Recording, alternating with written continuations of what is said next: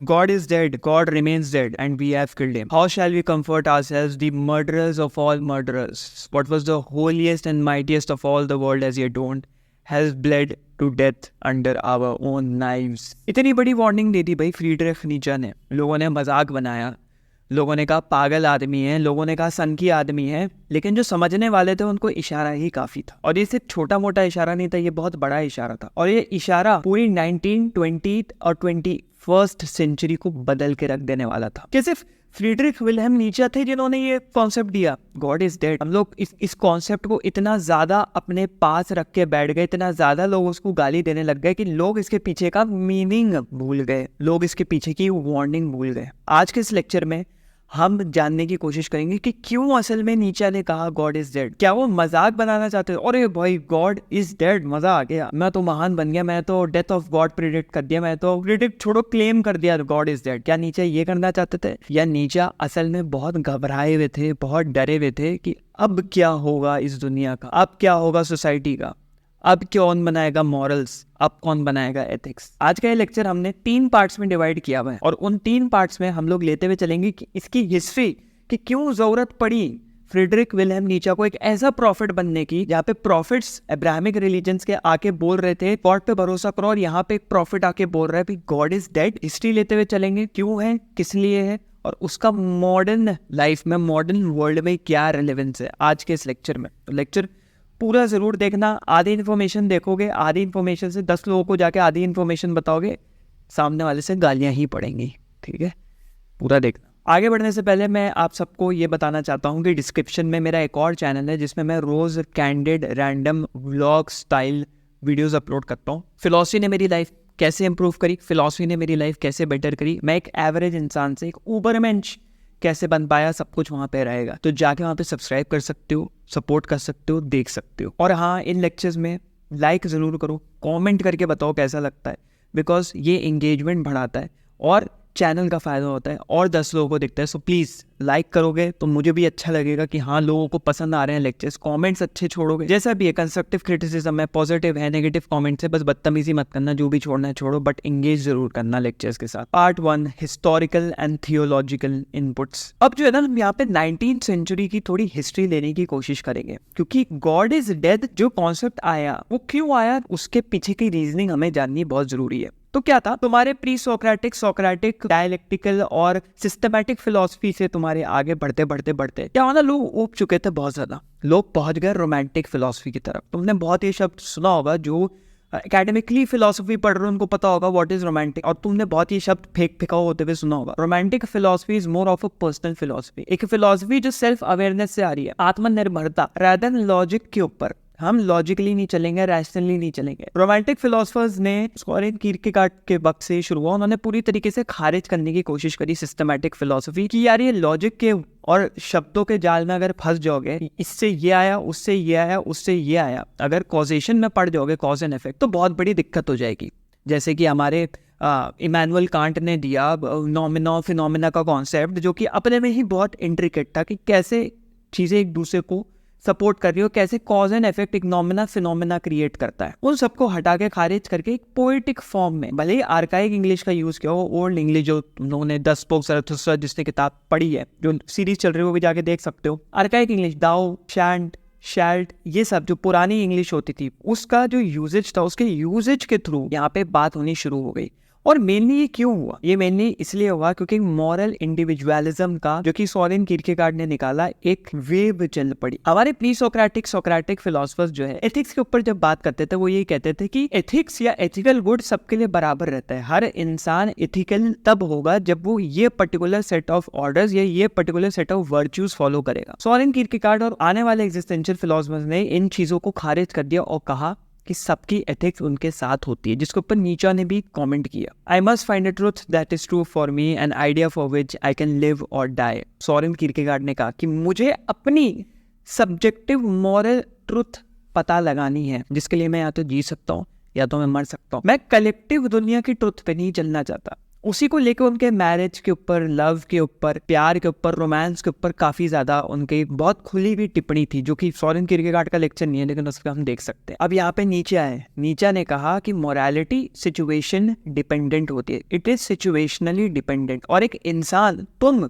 Choose कर सकते हो कि मोरालिटी मेरे लिए सही है या गलत है, या मेरे लिए उस सिचुएशन में वो मोरालिटी लागू होती है कि नहीं होती है। तो अपने इंडिविजुअल सेल्फ के हिसाब से अपने set of rules and regulations बना सकते हो, लेकिन वहां पे भी लकीरें आ जाती है। उन लकीरों के बारे में जॉन पॉल सार्त्रे जैसे फिलोसोफर्स ने आगे बताया कि तुम फ्री हो to choose anything, you are free to choose your existence, you are free to choose your being. तुम एक खाली स्लेट की तरह उसके ऊपर जो पेंटिंग बनानी है, जो चित्र बनाना है, बना सकते हो, लेकिन इसका मतलब ये नहीं कि तुम किसी और का चित्र खराब कर दोगे। मतलब मोरालिटी एट द एंड आ जाती है कि या तुम किसी की जान ले सकते हो। प्लेटो ने भी ये सवाल पूछा, क्या तुम किसी की जान ले सकते हो? इज इट मॉरली गुड और morally bad, ethically good, ethically bad? बड़े लेवल पे अच्छा है बुरा है, छोटे लेवल पे अच्छा है बुरा। बड़ा लेवल मतलब सोसाइटली, एथिकली, मॉरली मतलब अपने लेवल पे, इंडिविजुअल लेवल पे। फिर यहाँ पे इन चीज़ों को और सिंप्लीफाई करने के लिए सिस्टमैटिक फिलोसफी को एक सब्जेक्टिविज्म जैसा स्कूल ऑफ थॉट आया, जिसमें यह कहा कि एक इंसान की जो परेशानियां हैं वो वही इंसान समझ सकता है, उसकी सब्जेक्ट के ऊपर डिपेंडेंट है, रादर कोई सामने वाला उसको समझने की कोशिश करे। जैसे लोग बोलते हैं ना कि तुम मेरा दुख दर्द पीड़ा नहीं समझ सकते, तो मुझे मत बताओ कि क्या सही है क्या गलत है। एक शराबी अगर शराब पी रहा है और कोई तीसरा इंसान उसको या दूसरा इंसान उसको आके बोल रहा है कि शराब पी रहा है तो शराबी है, तुम्हें नहीं पता उसकी ज़िंदगी में क्या चल रहा है। शराब पीना अगर वो किसी का नुकसान पहुंचा रहा है तो अलग बात है, लेकिन अगर शराब पी के पड़ा है तो अपने उसकी मोरालिटी उसके लिए उस सिचुएशन में सही है। क्या पता उसकी बीवी उसको छोड़ के चली गई हो, क्या पता उसकी बीवी उसकी सारे दौलत ले गई हो, क्या पता उसके माँ बाप ना रहे हो, क्या पता उसका बच्चा ना रहा हो, कुछ भी पेसिमिस्टिक उसकी लाइफ में चल रहा होता है, जिसको मिटाने के लिए वो शराब का सेवन कर रहा है, मदिरा का सेवन कर रहा है। तो तुम कोई नहीं होते उसको बताने वाले। या फिर तुम्हारे कॉलेज में, तुम्हारे ऑफिस में या तुम्हारे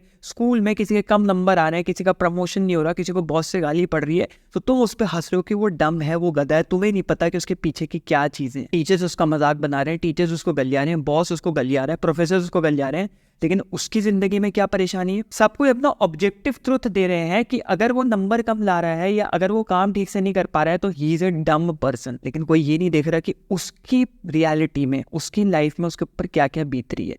तो यही होता है सब्जेक्टिविज्म का कॉन्सेप्ट। तुम कोई ऑब्जेक्टिव ट्रुथ नहीं दे सकते किसी भी चीज को, ये सही है यही गलत है, यही अच्छा है यही बुरा है, जो सोसाइटी करने की कोशिश कर रही है। और इसी वजह से नीचे रैशनलिज्म और साइंटिसिज्म से बहुत ज्यादा चिढ़ते थे। रैशनैलिटी और साइंस से नहीं चिढ़ते थे। साइंटिसिज्म क्या होता है? साइंटिसिज्म मतलब होता है कि साइंस जो है विच इज वेरी रैशनल, एक ही ऐसी ट्रुथ है जो पूरे यूनिवर्स को एक्सप्लेन कर सकती है, उसके अलावा कोई ट्रुथ ही नहीं है। जो साइंस पे भरोसा रखेगा वही अकलमंद और बाकी सब जाहिल। तो नीचे ने कहा कि रैशनैलिटी और साइंटिसिज्म ने लोगों को इतना अंधा कर दिया है, ये कह के कि यूनिवर्स की फंक्शनैलिटी, जो तुम्हारा ब्रह्मांड जिस तरीके से काम कर रहा है, चल रहा है, वो सिर्फ साइंस की वजह से। वो ऑर्डर में है, उसमें कोई केओस नहीं है, वो ऑर्डर में है। वो सबसे बड़ी बेवकूफी है। Everything is in order, there is chaos. Dancing star है ना, birth to a dancing star, chaos gives birth to a dancing star. इससे पहले वाले 10 स्पोक ज़राथुस्त्र वाले लेक्चर में मैंने उसके ऊपर बहुत अच्छे से डांसिंग स्टार, इन केओस को कवर किया हुआ है, वहां पे जाके तुम देख सकते हो। Decline of religion. अब यहाँ पे क्या हुआ ना, इनलाइटनमेंट एरा आया अचानक से 18वीं 19वीं शताब्दी में, जिसको बोला जाता है dawn of intellectual and philosophical movement. सबसे तगड़ी फिलोसफीज यही, डार्विन आए, मार्क्स आए, नीचे आए, जितने भी तुम्हारे बड़े बड़े महान फिलोसफर्स हैं जिन्होंने इस सेंचुरी को, इन सेंचुरीज को, ह्यूमन हिस्ट्री को, ह्यूमन इंटेलेक्चुअल हिस्ट्री को उठा के पूरी तरीके से पलट दिया, वो लोग हैं। ये इसलिए हुआ क्योंकि ऑटोक्रेसी और मोनार्क्स इतने ज्यादा कैथोलिक चर्चेस का फायदा उठा के लोगों को एक्सप्लॉइट कर रहे थे। यहाँ पे फ्रिक्शन क्रिएट होने लग गया लोगों के बीच में कि भाई अब तो बहुत ज्यादा हद हो गई है, अब तो ये मोनार्क्स हद पार कर रहे हैं। यहीं पे सेग्रीगेशन क्रिएट हुआ 16th सेंचुरी में। मार्टिन लूथर ने आके डिवाइड कर दिया, प्रोटेस्टेंट्स आ गए एक तरफ और एक तरफ तुम्हारे कैथोलिक्स आ गए। क्योंकि कैथोलिक्स करते थे कि अगर तुम एक अच्छे इंसान हो, मतलब you have to have faith in God, बस वही है, तुम गॉड के ऊपर फेथ रखो, you become a good person. लेकिन प्रोटेस्टेंट्स कह रहे नहीं भाई, गॉड पे फेथ तो रखना चाहिए, but you should do good work, अच्छे कर्म करो, कुकर्म मत करो। अच्छे कर्म करोगे तो गॉड खुद पे खुद तुम्हें प्यार करने लग जाएंगे। तो यहाँ एक फ्रिक्शन क्रिएट हुआ, कैथोलिक्स अलग हो गए, प्रोटेस्टेंट्स अलग हो गए, रोमन कैथोलिक्स एक रह गए, ईस्टर्न तुम्हारे क्रिश्चियन फॉलोअर्स हो गए, वो अपने अलग हो गए। और यहाँ पे एक राइवलरी शुरू हो गई। और इस क्रैक में ये जो राइवलरी आई, अब जहाँ पे भी क्रैक होगा, जो बोला जाता है बहती गंगा में सब हाथ धोना चाहते हैं, इस क्रैक को एक्सप्लॉइट करने के लिए बहुत तगड़े तरीके से इंटेलेक्चुअल मूवमेंट आ गया। लोग साइंटिफिक रेवोल्यूशन का इस्तेमाल करने लग गए, लोगों के पास दिमाग आने लग गया, लोग अब वो चीज़ें समझने लग गए जो कि बाइबल में कही भी थी, which were kind of scientific, जिसको कहा जाता है साइंटिफिक है। God knows science, omni present, omni potent, particularly omni science, God is ever knowing, God knows everything, वो कॉन्सेप्ट आया। अब लोगों ने भाई साइंस में तो ये कह रहा है, अब्राहमिक रिलीजन तो ये कह रहे हैं, साइंस में तो इसको ऐसे दिया गया है, अब्राहमिक रिलीजन तो ये कहना चाह रहे हैं। तो ऑल इन ऑल एक स्पेकुलेशन ऑफ बाइबल शुरू हो गया। स्पेकुलेशन मतलब शक शुरू हो गया, और शक ऐसे ही नहीं कि शक करने लग गए उसके ऊपर, शक विद प्रॉपर एविडेंस। और वहां बहुत लोगों को मारा गया, बहुत लोगों को जलाया गया, दे वर बर्न्ड टू द स्टेक, जला दिए जाते थे, मार दिए जाते थे। तभी फ्रेडरिक नीचे जैसे, आर्थर शोपेनहावर, नीचे जैसे फिलोसफर्स ने ना, तो मतलब बांध खोल दिया इंटेलेक्चुअल थॉट प्रोसेस का, कि तुम सोच सकते हो, एग्जिस्टेंशियल थॉट प्रोसेस का। अगर मैं पर्टिकुलरली पब्लिक में भी अगर मैं ये लेक्चर डिलीवर कर रहा होता तो मेरा गला उड़ा दिया जाता, मेरे को जला दिया जाता, मेरे को फांसी पे टांग दिया होता, कुछ तो मेरे साथ किया गया होता। क्योंकि अगर नीचे जैसे फिलोसफर्स नहीं होते तो नॉर्मलाइज नहीं होती ये चीज़ें। Criticism of religion would not have been normalise. अभी भी बहुत कंट्रीज में नॉर्मलाइज नहीं है, क्योंकि क्रिटिसिज्म सुन नहीं सकते। और जिस धर्म में इतना ज़्यादा एग्रेशन है, उस धर्म में उतने ज़्यादा फॉल्ट है। जिस धर्म में पनिशमेंट जितनी सीवियर है कि अगर तुम एक अपोस्टेट हो, या अगर तुमने धर्म छोड़ दिया, या तुम धर्म के को थोड़ा सा भी क्वेश्चन कर रहे हो, उसकी पनिशमेंट सीवियर है, तो समझ लो उसमें उतने ही फ्लॉज हैं, उतने ही लूपहोल्स हैं, उतना ही वो कुछ छुपाना चाह रहे हैं। Part 2, niches belief system. यहाँ पे अब बात करेंगे niches critic of slave morality कि उन्होंने क्या क्या उनमें शोषण निकाला स्लेव मोरालिटी में, गुलामों के वर्च्यूज जिसको कह सकते हैं।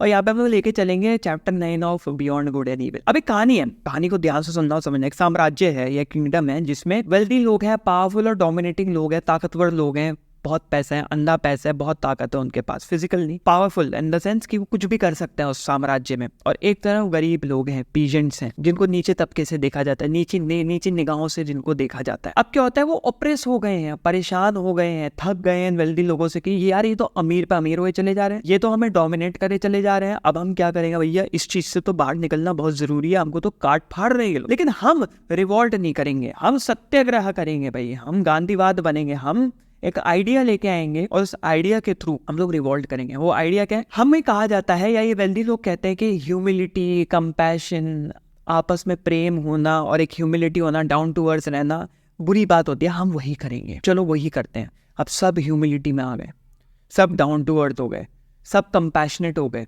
एक दूसरे को मिल बांट के प्यार देने लग गए। एक गाल पे थप्पड़ मारा, दूसरा गाल भी आगे कर लिया, लो जी इस पे भी मारो। ये नहीं कि तुमने मेरे थप्पड़ मारा तो मैं तुम्हारा कत्ले-आम कत्ल कर दूंगा, लेकिन नहीं, मैंने यहाँ पिटा, लो भाई ये दूसरा गाल भी आगे कर दिया, वहां भी दे दो, वहां भी जड़ दो। और ये अपने में एक मोरालिटी बन गई भाई साहब, ये अपने में ही एक मोरालिटी बन गई, सेट ऑफ रूल्स बन गए कि अगर तुम डाउन टू अर्थ रहोगे तो तुमको कुछ मिलेगा। किससे मिलेगा, कौन देगा, वो बताने वाला नहीं है, लेकिन कुछ तो तुम्हें मिलेगा, वहां से ऊपर से कुछ मिलेगा, जो कि क्रिश्चियनिटी में बदल गया कि अगर तुम वीक हो, तुम गरीब हो, तुम कंपैशनेट हो, तो तुमको यूर गॉड्स चाइल्ड, गॉड तुम्हें प्यार करता है। बुरा नहीं है ये, लेकिन इस कॉन्सेप्ट में एक डोमिनेंस, एक स्ट्रेंथ की जो फीलिंग थी वो खत्म कर दी। और नीचे जो थे इस चीज से बहुत ज्यादा चिढ़ते थे, सबको इक्वालिटी, सबको कंपैशन से ट्रीट करो, सबको दिल खोल के प्यार करो, कोई वीक है वीक रहने दो, कोई बात नहीं भाई, पुअर है पुअर हो, कंपैशनेट हो, ठीक है। नीचे कहते थे नहीं भाई, ओ ठीक है कंपैशनेट हो, कोई बात नहीं, कंपैशनेट सबको होना चाहिए। वो खुद भी नीचे जानवरों के प्रति काफी ज्यादा कंपैशनेट थे, जो बाद में ट्यूरन में हमें पता लगा, घोड़े को जब उन्होंने प्यार किया। But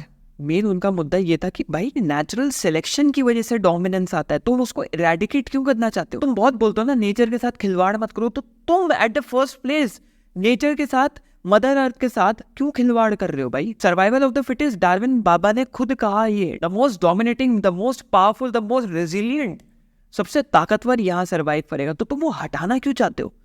that is slave morality. ये तो स्लेव मोरालिटी हो गई, तुम तो भेड़ बन के रहना चाहते हो, जबकि तुम्हें एक भेड़िया बनने का मौका मिल रहा है। ऐसा भेड़िया जो चीजों का मर्डर करते नहीं, बट खुद अकेला, जिसको लोन वुल्फ बोलते हैं, खुद अकेला चलने की क्षमता रखता है। जिससे इनका एक और कॉन्सेप्ट आता है विच इज इंडिविजुअलिज्म, कि इंडिविजुअल रहना मतलब बुरा है भाई, जुट में चलो, जुट में चलो भाई। असली में जब तुम इंडिविजुअल बनोगे तब अपने अंदर झांक के देख सकते हो असल में हो क्या, चल क्या रहा है तुम्हारे साथ भाई। जुट में चलोगे तो उससे कंपेयर करोगे, तुम उससे कंपेयर करोगे, तुम उससे कंपेयर करोगे, तो तुम्हारी आइडेंटिटी क्या बन जाएगी?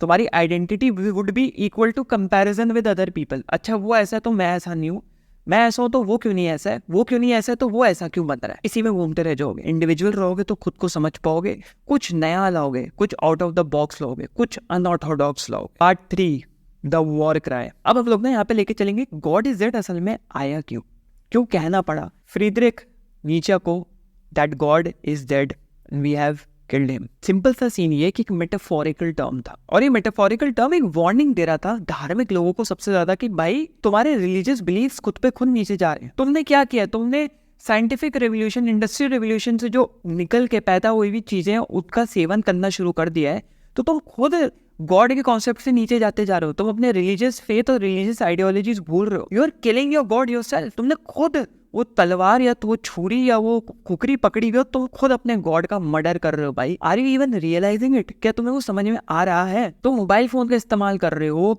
तुम मॉडर्न टेक्नोलॉजी का यूज कर रहे हो, तुम आराम से बिस्तर पे लेटना चाहते हो, तुम्हारे कंबल में मस्त एकदम वो जैसे पहले तो जो भी भरा रहता भूसा भासा भरा रहता था, अभी तो मस्त पॉलिएस्टर भरा हुआ है, तुम तो आराम कर रहे हो। कैसे हो रहा है? सिर्फ मॉडर्न टेक्नोलॉजी एंड साइंस की वजह से, साइंटिफिक रेवोल्यूशन की वजह से, इनलाइटनमेंट एरा की वजह से। भाई आंखें खोलो, कहाँ हो? नीचे ने अपने आसपास देखा यार ये क्या हो रहा है, सेकुलरिज्म आ रहा है, ह्यूमैनिटेरियन लॉज आ रहे हैं, ये क्या हो रहा है भाई? इनलाइटनमेंट आ रही है, साइंटिफिक रेवोल्यूशन आ रहा है। लोगों को तो ये रियलाइज ही नहीं हो रहा। लोग समझ रहे हैं हमारा फेथ इंटैक्ट है, लेकिन तुम्हारा फेथ बह के जैसे मुट्ठी में रेत पकड़ो, बहुत देर रेत टिकती नहीं है। जब मुट्ठी में रेत पकड़ोगे तो लगता है हाँ भाई कुछ तो है हाथ में, लेकिन धीरे धीरे फिसलना शुरू हो जाती। नीचा ने कहा भाई वो फिसल रही है, आंखें खोलो। इस दुनिया में अल्टीमेट चीज गॉड है। गॉड एक गोल देता है, गॉड एक मीनिंग देता है, गॉड एक लाइफ को पर्पस देता है जीने का। अल्टीमेट तो वही है, सब ये मानने की सब मानते हैं, चाहे वो एथीस्ट हो, एग्नोस्टिक हो, या वो कोई फेथफुल इंसान हो, धार्मिक इंसान हो, सबकी भिड़ंत या प्यार गॉड की तरफ है, डिवाइन पावर की तरफ है, जो लोगों ने या तो बनाई है या जो एग्जिस्ट करती है उसके ऊपर आप कमेंट नहीं करेंगे। अगर वही नहीं रहेगी, वही खत्म हो जाएगी, तो क्या होगा भाई? कौन बनाएगा मोरालिटी? कौन तुम्हारी रक्षा करेगा? कौन बनाएगा एथिक्स? मीनिंग कहाँ चला गया? पर्पस कहाँ चला गया? क्या हो रहा है ये? अरे तो बहुत अंधकार आ रहा है। इसी अंधकार का नाम है nihilism, the dawn of nihilism. अंधेरी रात खत्म हो गई, सुबह तो हुई, लेकिन नाहिलिज्म की सुबह हो गई है। अब क्या करोगे? सब कुछ खत्म हो रहा है, सब कुछ मुरझा रहा है। तुम्हारे धर्म के जो फूल थे वो मुरझाते जा रहे हैं, लाशें पड़ी हुई हैं। अब क्या करोगे? अब तो कुछ नहीं कर सकते भाई। तुमने खुद अपने हाथों से गॉड को मार दिया। किसके पास जाके अपने हाथ फैलाओगे? किसके पास जाके गिड़गड़ाओगे? कोई है ही नहीं तुम्हारी आवाज़ सुनने वाला। जिसको आगे डेवलप करते हुए कामू वगैरह ने एब्सर्डिज्म का कॉन्सेप्ट दिया, काफ्का वगैरह ने काफ्काइस और एब्सर्डिज्म का कॉन्सेप्ट दिया, ठीक है। काफ्का का फ्रांस काफ्का का वैसे तो थोड़ा ब्यूरोक्रेटिक सरियलिज्म और ब्यूरोक्रेटिक सोसाइटी के ऊपर है, बट ये absurd, it is very absurd. तुम्हारा भगवान कोई और नहीं रहा, तुम्हारा गॉड कोई और नहीं रहा, तुम्हारा गॉड एक ब्यूरोक्रेटिक सोसाइटी रह गई। काफ्का ने कहा। काबू कह रहे हैं कि तुम चिल्लाते रहो, रोते रहो, कियाते रहो, लेकिन कोई तुम्हारी किकियाहट सुनने के लिए बैठा नहीं है। ये यूनिवर्स खाली है, कोई नहीं सुनने वाला, कोई वहां से पुकार के आवाज नहीं देने वाला। अब इस पॉइंट पे आके लोग कहते हैं कि फ्रीडरिक नीचे वाज अ नाइलिस्ट, क्या के चैप्टर क्लोज, किताब बंद कर देते हैं। भाई फ्रीडरिक नीचे तो भाई नाइलिस्ट है, पगलाइट आदमी था, पगलाया हुआ था। क्योंकि मैं तो देखो ओपनली प्रीच करता हूँ फ्रीडरिक नीचे की चीज़ें कि भाई he was a modern profit. तो लोग, मेरे जो जानने वाले रिश्तेदार एकदम प्योर कंजर्वेटिव धार्मिक, वो मुझसे बहुत बहस करते हैं, कहते हैं भाई वो तो पगलैट आदमी था। क्यों भाई? नाइलिस्ट था। भाई चैप्टर यहाँ क्लोज नहीं हुआ। अब फ्रीडरिक नीचे ने कहा इम्ब्रेस नाइलिज्म। अब तुम्हारे पास खाली कैनवस है, खाली जैसे पीछे ना खाली मैं बैठा हूँ, बस मैं दिख रहा हूँ। अब तुमको मीनिंग देना है। अगर ये कैनवस ऐसे पड़ा रहेगा, ब्लैक कैनवस, यहाँ पे कोई नहीं आएगा, तो इट इज मीनिंगलेस। कुछ नहीं है, काला है, अंधकार है। मैं आके बैठा, मैं उसको मीनिंग दे रहा हूँ, मैं लेक्चर बना के तुम्हें दिखा रहा हूँ, तुम मुझे देख पा रहे हो मेरे दोस्त, देख पा रहे हो नहीं देख पा रहे हो? तो तुमने मीनिंग दिया। अब तो रिलीजियस वैल्यूज नहीं रही, अब तो रिलीजन खत्म हो गया। अब क्या लाओगे? कुछ तो लाओगे उस स्पेस में, कुछ तो लाओगे। अच्छा है, न्यू थिंकिंग लाओ, न्यू आइडियोलॉजीज लाओ। जहाँ पे ऊबर मेंच का कॉन्सेप्ट आया था 10 पोप ज़रथुस्त्रा में, ऊबर मेंच का कॉन्सेप्ट फाइनली फ्रीडरिक नीचे ने कंक्लूड कर दिया। ज़रथुस्त्र पहाड़ के ऊपर से नीचे उतर के आते हैं और बोलते हैं ऊबर मेंच अपनाओ, अच्छे इंसान बनो, बड़े इंसान बनो। और यहाँ पे फिलॉसफी का एक फुल सर्कल हो गया। कीर्केगार्ड ने कहा कि अपनी पर्सनल वैल्यूज डिवाइस करो, बहुत इंपॉर्टेंट। अपनी पर्सनल वैल्यूज बनाओ, खुद की, जो तुम्हारे से पर्सनल है, सिचुएशन के हिसाब से बनाओ। नीचा ने कहा तुम्हारी पर्सनल है, कीर्केगार्ड ने कहा। अब नीचा ने कहा अब तो गॉड नहीं है, अब तो तुमने खुद ही गॉड को मार दिया भाई। मैंने तो ये भी नहीं कहा, मैं तो खुद भी नहीं मजे के लिए भी नहीं मार रहा, तुमने खुद ही मार दिया। अब तो स्लेट खाली है, अब तो स्लेट पे क्या बनाओगे? बॉब रॉस, जिन लोगों ने बॉब रॉस जो पेंटर उनको देखा होगा, it is a blank canvas, it is your world, paint whatever you want to paint, जो भी पेंट करना है करो। A tree can live up here, a mountain can live up here, a small brook, a stream can live up here. एक नदी, एक पहाड़, एक पेड़, कहीं पे भी बनाओ, छोटी मोटी झाड़ पत्तियां कहीं पे भी बनाओ, ऐसी तुम्हारी जिंदगी, कुछ भी बनाओ, you're free। साख्त, जॉन पॉल साख्त कह रहे हैं कि भाई you're condemned to be free। भाई मतलब सोचो तुम फ्री हो। अरे मैं ऑफिस में बैठा हूँ भाई यार, बॉस ने तंग कर दिया, अरे कॉलेज यार, एग्जाम यार, स्कूल यार, पेपर, अरे 11वीं 12वीं, तुम चाहो तो तुम छोड़ छाड़ के सब संन्यास ले सकते हो सब चीज़ों से। तुम जाओ बिजनेस शुरू कर सकते हो, तुम जाओ वायलिन उठा के वायलिन सीख सकते हो। घर वाले झगड़ेंगे कोई बात नहीं, you are also free to fight with them कि नहीं मैं तो अपने लिए जीऊंगा, मैं तुम्हारी नहीं सुनूंगा, मेरी तो खुद की विल टू पावर है। यहीं पे विल टू पावर आ गई। विल टू पावर क्या हुआ? बेस्ट मोस्ट पावरफुल सेल्फ जब बन पाओ, that is will to power. Will to power मतलब ये नहीं ताकत है किसी का गला दबाने की, ताकत है किसी को वैसे ही सप्रेस करने की, डोमिनेट करने की, नहीं। अपना बेस्ट सेल्फ, अपना most powerful self, that is will to power. कहाँ तक पहुंच सकते हो, ये नीचा ने कहा। फुल सर्कल आ गई फिलॉसफी। तो ये था God is dead. God is dead मौकरी नहीं है, मजाक नहीं है, ये नहीं है कि भाई और गॉड को मार दिया। गॉड इज डेड क्योंकि नीचा का नाम इसलिए ख़राब है। गॉड इज डेड एक बहुत इंपॉर्टेंट कॉन्सेप्ट है मॉडर्न एरा के लिए। मॉडर्न डे में बहुत लोग इस चीज़ को एम्ब्रेस करके अपने सेट ऑफ वैल्यूज़ डिवाइस करते हैं, एक सेंस ऑफ फ्रीडम फाइंड करते हैं कि चलो ठीक है, मुझे खुद को अपनी लाइफ, क्योंकि कोई है नहीं सुनने वाला, चूंकि गॉड इज डेड, कोई सुनने वाला नहीं है, तो हमको खुद की अपनी लाइफ डिवाइस करनी है। और बाकी लोग अभी भी खौफ में बैठे हैं कि अगर सही में गॉड नहीं है, या सही में इफ गॉड इज डेड तो हमारा क्या होने वाला है। अब ये सवाल आप लोगों के ऊपर, जो लोग अभी तक इस लेक्चर में टिके हुए हैं, शुक्रिया। लाइक नहीं किया तो लाइक ज़रूर करो भाई, मैं तो बोलूँगा एकदम लाइक करने को और कॉमेंट करने को। और कॉमेंट में क्या करो, बताओ तुम किस फेज पे हो। Do you think God is really dead? यहाँ पे बहस ये नहीं है कि भाई मैंने नीचा दिखा दिया इसको, मैंने उसको नीचा दिखा दिया, ठीक है, फ्रेडरिक नीचा वाला नीचा नहीं, गिराने वाला नीचा, मैंने उसको कम बोल दिया, मैंने उसको बड़ा बोल दिया। कमेंट सेक्शन में ये हरकत नहीं करनी है। मैं ज़्यादा इंटेलिजेंट हूँ, ये कम इंटेलिजेंट है। अगर हम आपस में अच्छे से तमीज़ से बात करेंगे तो सब एक दूसरे को बेहतर बना सकते हैं। ना मैं इंटेलिजेंट हूँ ना तुम इंटेलिजेंट हो। कभी कभार बहुत डम लोग, जिनको तुम डम समझते हो, वो ऐसी बातें बोल जाते हैं कि तुमको लगेगा यार क्या बोल गया, ये तो कोई महान लेखक भी नहीं बोल सकता, महान फिलोसोफर भी नहीं बोल सकता। तो ये था लेक्चर, होपफुली अच्छा लगा हो तो जो बोला वो कर लेना, नीचे डिस्क्रिप्शन में चीज़ें जाके देख लीजिए। तब तक के लिए मिलते हैं किसी अगले लेक्चर में, है ना। चलो भैया।